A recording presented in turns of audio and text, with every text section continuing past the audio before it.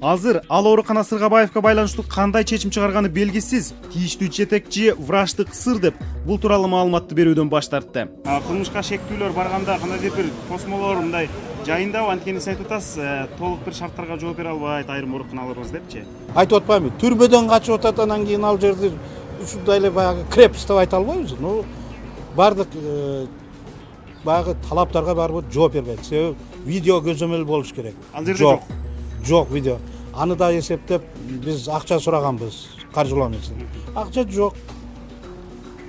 Ошондуктан толук 100% баягындай 100% эч ким кача албайт деп эч ким кепилдик бере албайт ал жерде. Дагы бир кызык жагдай, бир тууган Сыргабаевдер дал ошол Кызыл Жар айылында төрөлүп өсүшкөн. Демек, ал жер кармалган адамга тааныш, ага кандайдыр бир жеңилдиктерге жол ачышы мүмкүн деген күдүгөйлөр бар. Анткени менен Замир мырза Кызыл Жардан байланыш эбак эле үзүлгөнүн айтууда. Ата-энем Ошто жашайт. Малында по воле судьбы буну өздөрү каалоосу менен эмес, буларды ошол жака жиберген. Ошол жерде азмаз мезгилибиз, жаштыгыбыз азмаз өткөн. Ал жерден келе бергенде bir 15 жылдан ашты үйдөгүлөрдүн. Мен өзүм Байланыш барбы? азыр байланыш жок, үй да жок, байланыш да жок.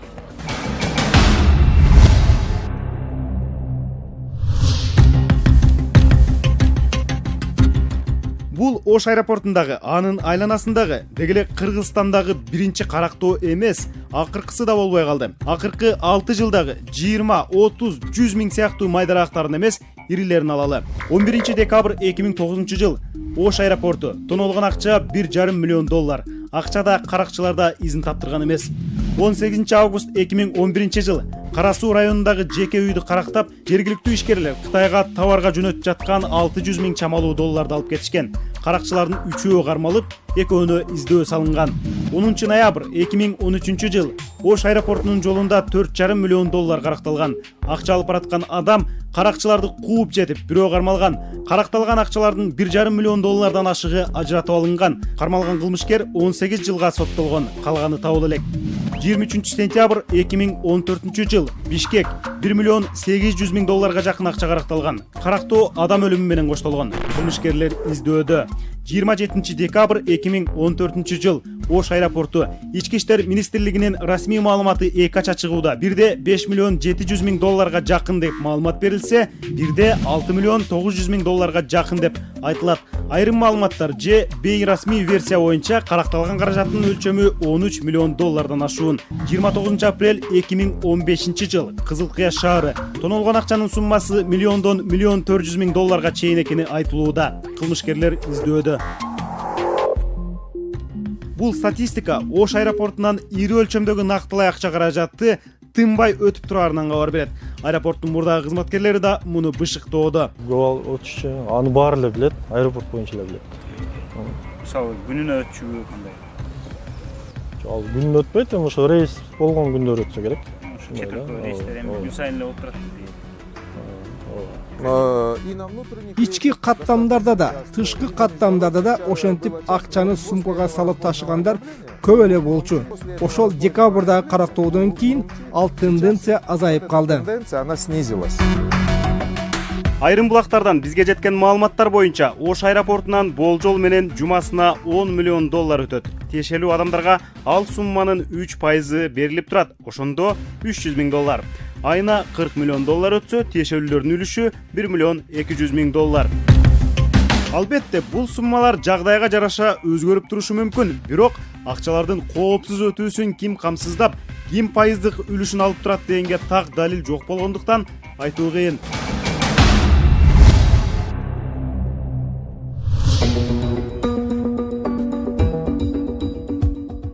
Декабрда аэропорттон каракталган каражаттардын миллионго жакыны кармалып, далилзат катары сакталууда. Милицияга ошол күнү акчамды алдырдым деп Ош, Кара Суу жана башка аймактардан жана ал жактагы базарлардан 35 жарандан арыз түшкөн. Биз ал ишкерлер менен байланыша алган жокпуз. Анткени көмүскөдө бизнесин гүлдөткөндөр маалымат каражаттарына чыгууну эп көрүшпөйт.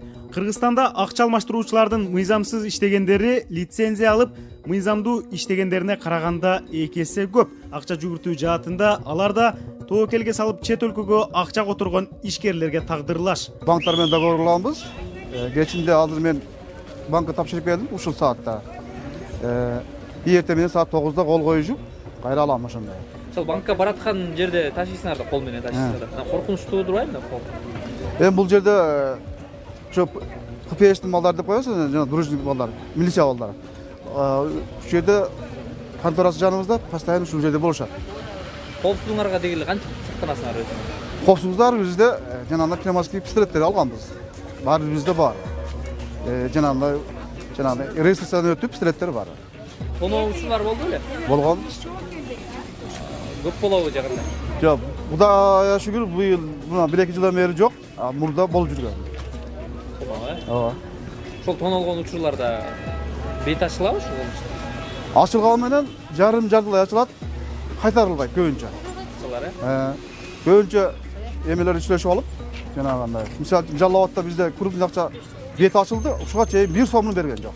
Бул жерде баягы вальчиктердин баары тонолгон деген чындык алганбы? Жок, андай жок. Мисалы 100% эсептесек, ошонун 30%. Тонолгон, Алла өздөрүнүнчө ар кандай, мисалы бизге окшоп сактабагандарды да, мисалы үчүн. Үйүндө жүрөт, көчөдө алып жүргөндөргө ошолор болушу мүмкүн. Карактоо коркунучтарына карабай, ишкерлерди тобокелчиликке, көмүскө иштөөгө түрткөн жагдайлар кайсылар? Маалыматка караганда, Өзбекстандык ишкерлердин акчасы да Ош аркылуу чет өлкөгө чыгып турат. Алар дагы эмне үчүн бул тобокелчилик жолго барышууда? Бүт мекемелер, каражат менен иштеген мекемелер, обязательствосы бар да, финансовый разведка деген мекеме бар. Ошол жака бүт сведения баардыгын тапшырыш керек. Менин оюмча, ушу бир тоскоол кылган информация башка жака түшүп калат. Андан кийин мен налогду төлөшүм керек, андан кийин мен ачык иштешим керек деген себептен менин оюмча ушундай операциялар болуп атат. Анан кээ бир коммерсанттар менен да кезип сүйлөштүк. Кандай, эмне үчүн наличный алып барасыңар десек, оказывается, булардын жана контрагенттер, башка мамлекетте иштеген бизнес партнер деп коет го. Алар да наличка менен көбүрөөк иштейт экен да. Кытайдын бизнесмендери, Туркиянын бизнесмендери.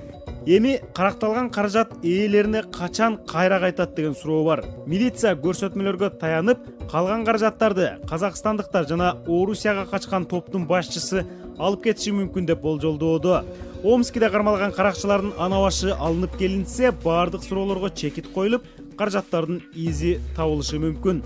А бирок ага чейин эле калган сумма алигиче өз дайынын тапты деген маалыматтар чыгып кетти. Эми урдалып кеткен акчал бөлүнүп кеткен.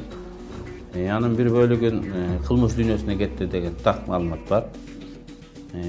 Ошол Кыргызстанда бири-бирин ошол кылмыш дүйнөсүнүн лидерлеринин өлүп атканын дагы мына ошол акчага байланыштырып атышат.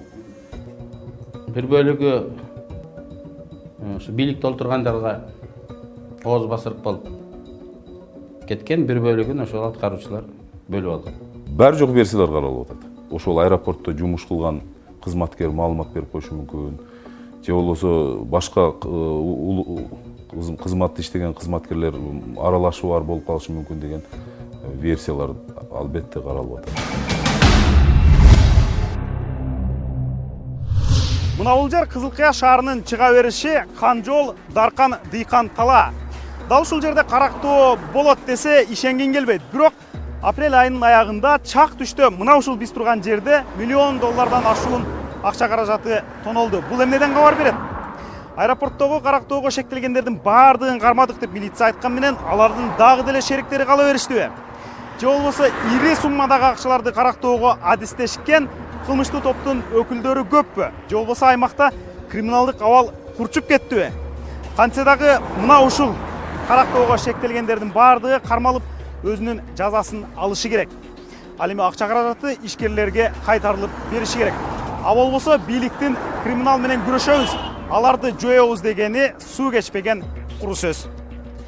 Урматтуу көрөрмандар, сиздер Азаттыктын ыңгайсыз суроолорун көрдүңүздөр. Биз менен төмөндөгү даректер аркылуу байланыштырыңыздар.